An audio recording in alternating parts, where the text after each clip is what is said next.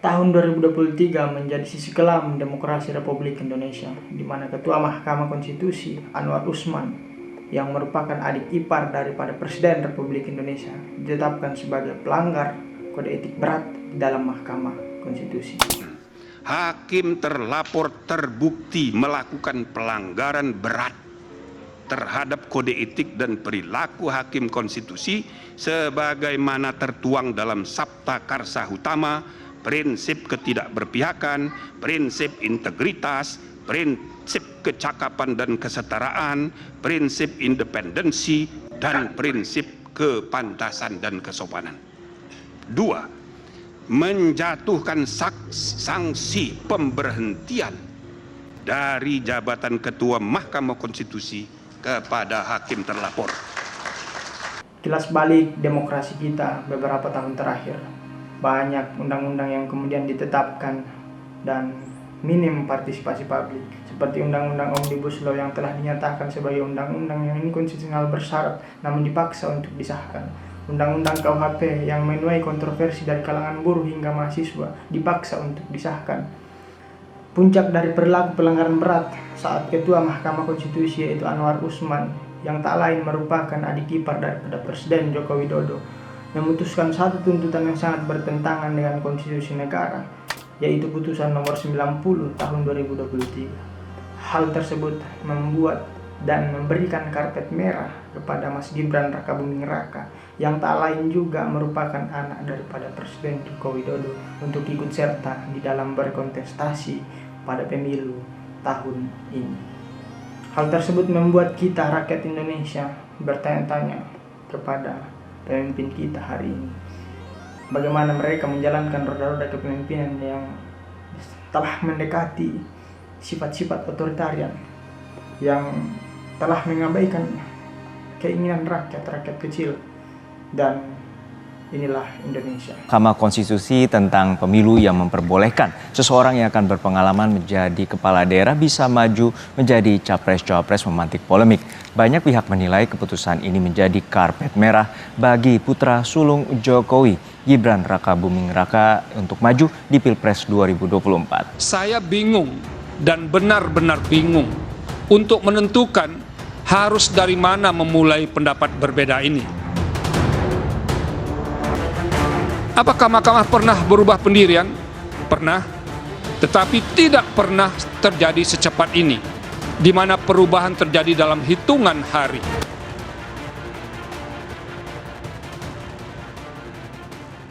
Assalamualaikum warahmatullahi wabarakatuh. Sahabat-sahabat sekalian, selamat datang di channel YouTube saya.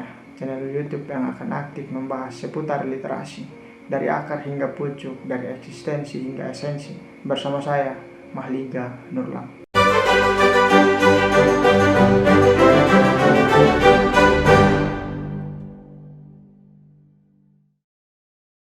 Pada kesempatan video kali ini saya akan membahas seputar literasi politik. Mengapa membahas literasi politik? Sebab tahun ini adalah tahun politik, di mana kita mengharapkan seluruh rakyat Indonesia secara bersama-sama sadar dan mewujudkan pesta demokrasi yang benar-benar berkualitas dan sajak dengan makna dan harapan. Serta kita menginginkan anak-anak muda untuk ikut serta secara aktif dan masif dalam mewujudkan iklim demokrasi yang berkualitas. Selamat menikmati tahun 2024, tahun di mana salah satu pilar demokrasi akan dilaksanakan, yaitu pemilihan umum. Di antaranya kita akan memilih siapa yang akan menjadi presiden dan wakil presiden Republik Indonesia. Pada tahun ini, seluruh rakyat Indonesia akan berbondong-bondong ke TPS dan akan menentukan siapa yang akan menjadi harapan mereka untuk mewujudkan Indonesia yang lebih baik ke depannya. Salah satu fenomena yang seringkali terjadi di tahun-tahun politik adalah ketika baliho bertebaran di mana-mana.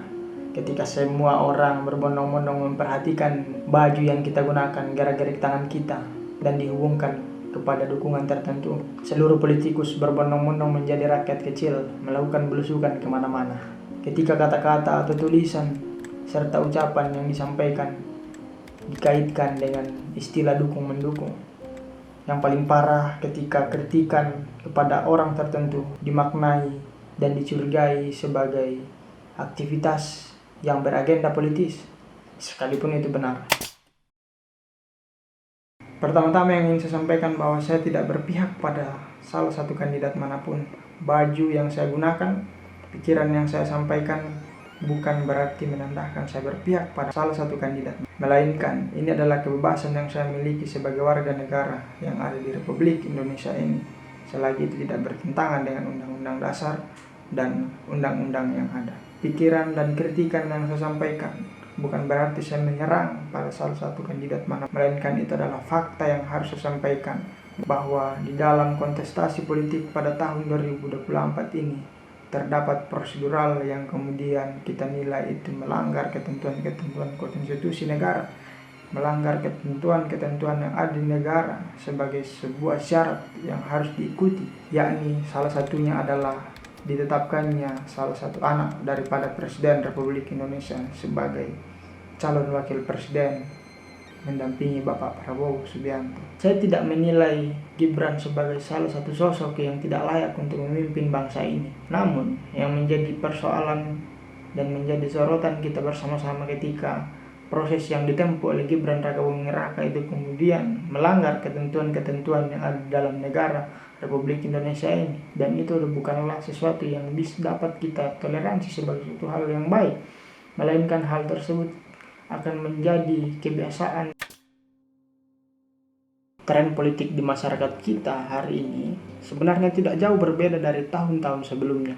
Pemilu pada tahun 2014 hingga tahun 2019 misalkan, masyarakat masih cenderung mengarahkan pemahaman politiknya ke hal-hal yang negatif. Contoh, uang, bahwa politik hanya berkaitan dengan uang. Berapa uang yang ditawarkan, itulah yang akan kita pilih. Hal itulah yang kemudian masih mempengaruhi masyarakat kita sampai sekarang ini.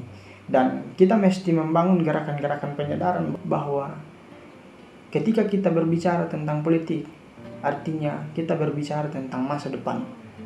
Ketika kita berbicara tentang politik, kita berbicara tentang kebijakan-kebijakan yang akan ditentukan setelahnya. Dan politik itu bukan bicara tentang pemilihan 5 tahun sekali saja.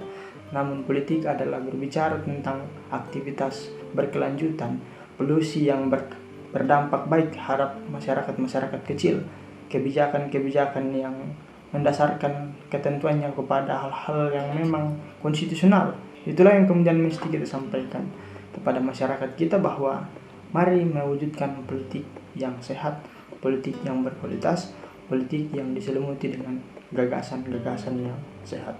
Dan yang terpenting di dalam politik adalah bicara tentang etika dan adab. Apabila etika dan adab telah dihilangkan dalam aktivitas politik, maka ketentuan-ketentuan setelahnya juga akan terpengaruhi. Contohnya, kita akan dengan mudah menerima sogokan, kita akan dengan mudah menerima tawaran dari orang-orang yang sebenarnya berupaya mengarahkan kita ke hal-hal yang negatif. Karena pada tahun 2024 ini akan menjadi panggung dari anak muda, di mana anak muda memiliki suara yang mendominasi dari total suara yang ada, di mana kurang lebih 55% dari total suara yang ada. Anak muda dapat menentukan kepemimpinan masa depan bangsa ini. Kemampuan anak muda, di mana anak muda identik dengan kemodernan, di mana anak muda identik dengan aktivitas yang modern. Anak muda ini memiliki kemampuan dan kapabilitas di dalam mengelola teknologi, dan karena kemampuan dan kapabilitasnya itulah yang kemudian bisa dapat menjadi salah satu peluru yang dapat digunakan untuk menjadi pemain pada tahun 2024 ini. Pemain yang saya maksud adalah orang-orang yang mampu memanfaatkan teknologi sebagai alat untuk mengkampanyekan politik gagasan, bukan politik ujaran kebencian, bukan tentang penyebaran hoax secara masif. Namun kita berupaya untuk menekel hoax. Kita mesti hadir di era post-truth ini ya, sebagaimana dalam video saya sebelumnya, bahwa era ini adalah era post-truth, di mana boleh jadi kebenaran itu dimanipulasi menjadi suatu kebohongan, dan boleh jadi juga sebaliknya, kebohongan dapat menjadi suatu kebenaran. Sebagai penutup, saya mengutip perkataan dari Frans Magisosen yang mengatakan bahwa pemilu adalah momentum di mana kita tidak mencari siapa yang paling terbaik, melainkan kita berupaya untuk mengeliminasi mereka-mereka yang buruk untuk berkuasa. Saya yakin teman-teman sekalian telah memiliki kandidat dengan metodologi dan cara masing-masing untuk menetapkannya sebagai pilihan hati dan pikiran. Mari sama-sama dukung terwujudnya iklim demokrasi yang berkualitas, sama-sama mendukung terwujudnya pemilu atau politik yang diselimuti dengan gagasan dan ide atau political of idea. Mari sama-sama menghindari ujaran kebencian, menciptakan pemilu aman dan damai pada tahun 2024. Tulis resolusi politik kawan-kawan sekalian di bawah ini. Saya Mahdiga Nurlang. Assalamualaikum warahmatullahi wabarakatuh.